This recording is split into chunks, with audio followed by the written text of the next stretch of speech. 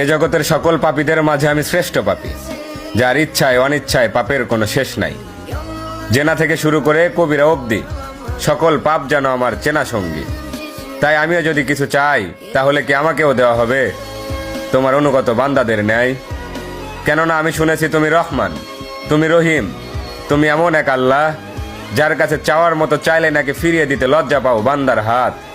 তাই এবার আমিও তোমার চরণে উৎসর্গ করে দিলাম আমার শান্তির ঘুমের নিশিরাত। অতঃপর তুমি নাকি এই নিশিরাতেই বলো, বান্দা কার কি লাগবে চেয়ে নাও।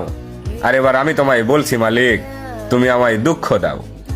সুখে থাকলে হয়তো তোমায় ভুলে যেতে পারি, হতে পারি কারো কৃত দাস, কারণ আমি আদম সন্তান, পাপ করা আমাদের পুরনো অভ্যাস।